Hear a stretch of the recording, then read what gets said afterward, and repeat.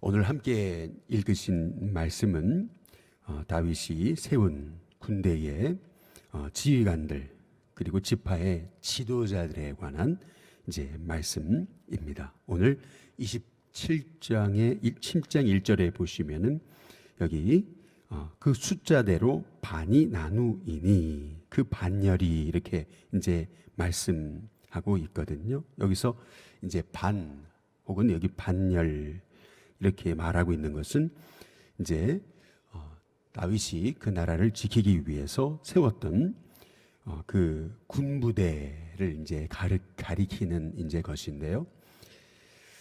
12달 동안 이제 한 달씩 나누어 가면서 이제 24,000명의 이제 그 반을 나눠 가지고 그래서 이 나라를 이제 지키게 했던 것을 이제 볼 수가 이제 있습니다.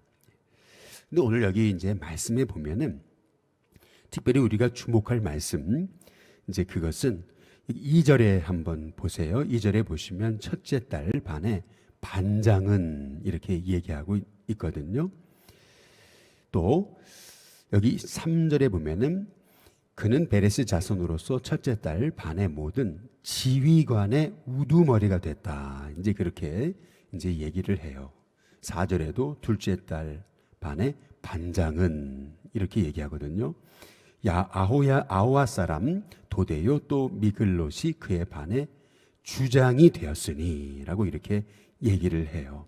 5절에는 셋째 딸 군대의 셋째 지휘관은 이렇게 얘기하고 있거든요.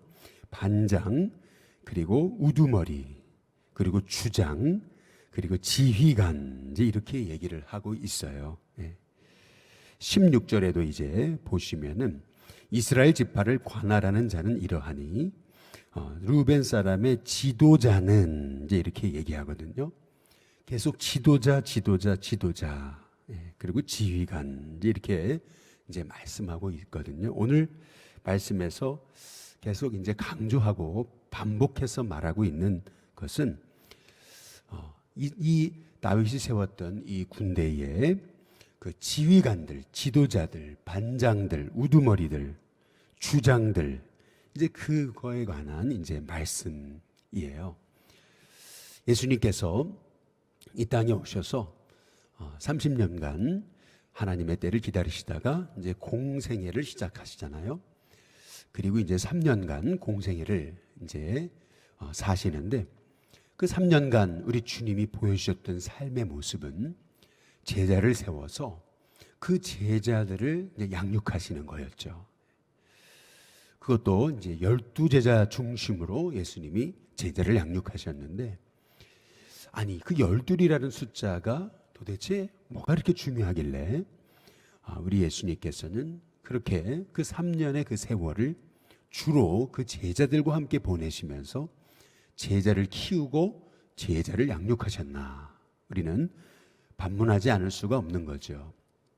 그러나 이제 훗날 예수님 부활하시고 승천하신 다음에 마가다락방에 성령님이 임하시고 그리고 제자들이 나가서 이제 복음 전하고 그렇게 하나님의 말씀을 행할 때에 보니까 한 사람 한 사람이 주님이 세우신 영적인 지도자였다라고 하는 것을 이제 우리가 알 수가 있는 거죠. 결국 우리 주님이 그렇게 3년 동안 제자들을 한 사람 한 사람 많은 숫자도 아니고 그 적은 그 12명의 숫자를 끌어안고 양육하고 세우셨던 이유 그것은 한 사람의 지도자가 이렇게 중요한 거구나. 한 사람의 영적 지도자가 세워질 때에 한 공동체가 세워지고 그 지도자가 바로 세워질 때에 하나님의 복음이 놀랍게 세상 곳곳으로 온 땅으로 이제 증거되게 된다는 사실을 우리 주님께서 보여주신 것이구나라고 하는 것을 이제 우리가 이제 깨닫게 되는 것이죠. 결국에는 우리가 기도해야 되는 것은 하나님의 사람이 세워지되 우리 일신교회 또 이 한국 땅에 한국교회에 하나님 기뻐하시는 참 신실한 지도자들이 세워지도록 이제 우리가 이제 기도해야 되는 것입니다. 우리가 이제 어제 당회를 통해서 신천 임원을 세우고, 그리고 우리가 뭐 속회 지도자라든지 아니면은 뭐 우리 교회 학교의 지도자, 또 선교회의 회장, 또 각 위원회의 우리 또 위원장, 또 7개 부서의 부서장님들, 이렇게 우리가 세웠잖아요. 근데 이것이 얼마나 이제 소중한 일인지요. 오늘 말씀에서 하나님은 이렇게 한 사람 한 사람, 우리는 그 이름조차 다 기억할 수 없는 것 같은 이러한 지도자들이 세워지는 것 같지만, 그러나 이 지도자들 한 사람 한 사람을 통해서 그 하나님이 세우신 이스라엘이라는 나라가 평안하여 든든히 서고, 그리고 그들이 신실하게 맡겨진 자리에서 한 달씩 한 달씩 섬길 때 하나님께서 그 이스라엘 나라를 견고하게 하셨다라고 하는 것을 이제 우리가 볼 수 있는 것이거든요. 그래서 우리는 기도해야 됩니다. 하나님이 세우시는 신실한 믿음의 일꾼들이 세워지고, 그 세워진 일꾼들이, 지도자들이 참 신실하게 주의 사명을 잘 감당하도록 기도할 때에 결국 하나님께서 세우신 믿음의 공동체가 든든히 세워지는 역사가 일어나게 되는 거죠.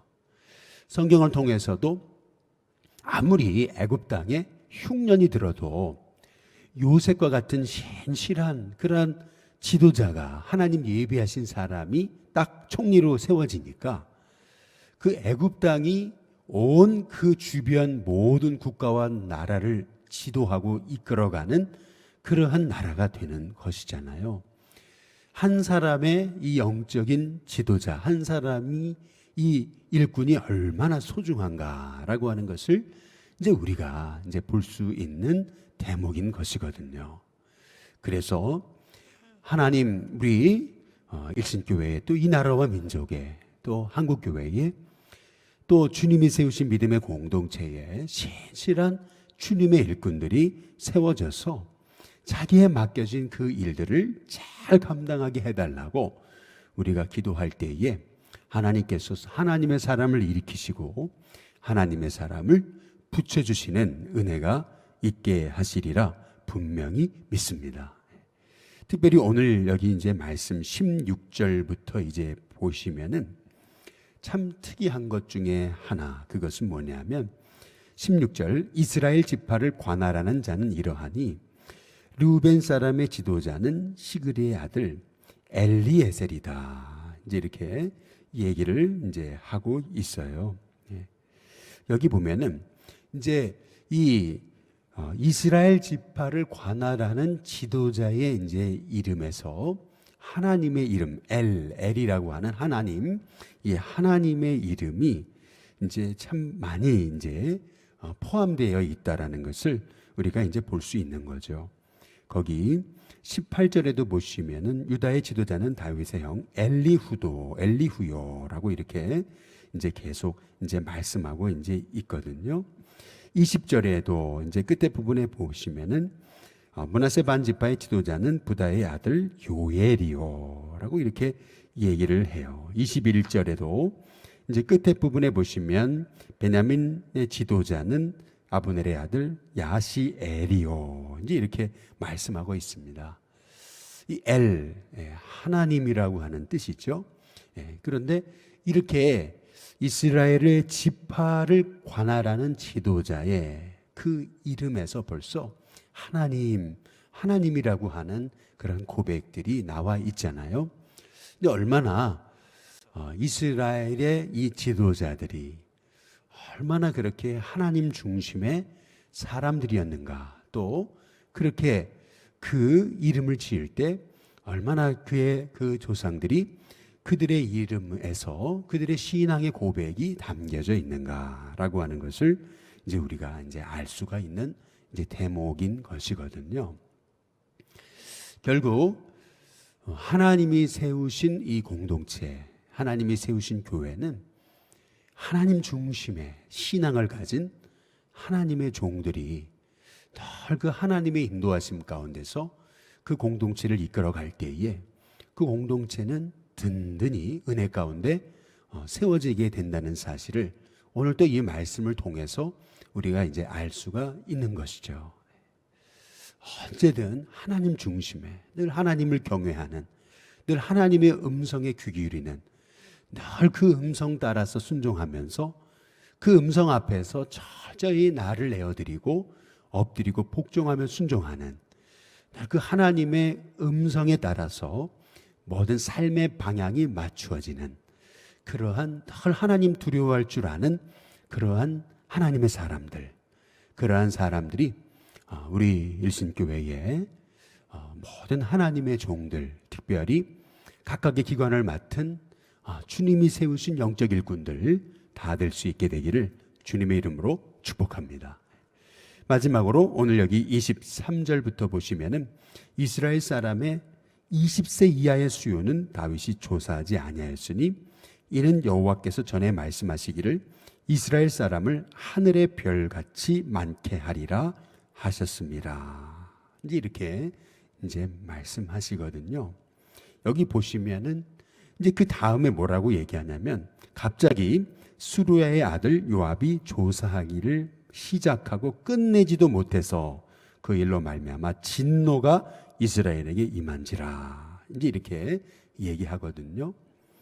갑자기 하나님께서 이스라엘 사람을 하늘의 별과 같이 많게 하리라 하신 말씀을 이렇게 말씀하시다가 다윗이 그 잘못을 범한 그 인구조사에 관한 이제 말씀을 이제 하세요. 그래서 이스라엘의 그 수를 다 이렇게 조사하기를 마치지 못했다. 이제 이렇게 이제 얘기하고 있는 것을 이제 볼 수가 있는 거거든요. 오늘 여기 말씀을 통해서 이제 한 가지 우리가 왜 이 말씀을 우리에게 주셨을까? 이제 곰곰이 이제 묵상하면서 한 가지 힌트로 깨닫게 되는 것은 결국 지도자에게 있어서 필요한 마음, 그것은 이 주님이 세우신 주님의 공동체는 하나님이 세우시는 거다. 하나님이 하시는 거다. 자꾸 내가 하려고, 내가 숫자 세고, 자꾸 내 힘으로 한 것처럼 자꾸 내가 어떻게 이렇게 해보려고 하는 그러한 어리석음이 지도자가 가장 경계해야 되는 것이다 라고 하는 것을 오늘 이 말씀을 통해서 말씀하고 계시는 것이 아닌가. 오늘 여기 말씀에 보면은 이는 여호와께서 전에 말씀하시기를 이렇게 얘기하잖아요. 이스라엘 사람을 하늘의 별같이 많게 하리라 하셨음이라 이제 이렇게 말씀하시잖아요. 결국 하나님은 하나님 약속하신 것을 이루시는 거거든요. 하나님이 계획하신 것을 한 사람의 일꾼을 세우셔서 하나님이 그를 통해서 역사하시는 거죠. 그렇게 봤을 때 주님이 세우신 일꾼은 자기의 뜻을 이루고 자기가 하는 게 아니라 자기의 힘으로 하는 것이 아니라 자기는 통로에 불과한 거죠.